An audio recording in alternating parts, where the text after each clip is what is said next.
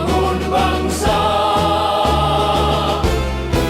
Sadulur kanti tujuan siji, mengabdi tulus untuk negeri, mendidik generasi berprestasi,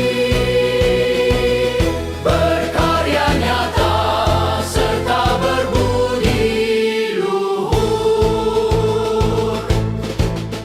Kami menjaga budaya tradisi, mengabdi dalam karya sejati, bermental kuat, iman pun suci, sakti jaya abadi selamanya.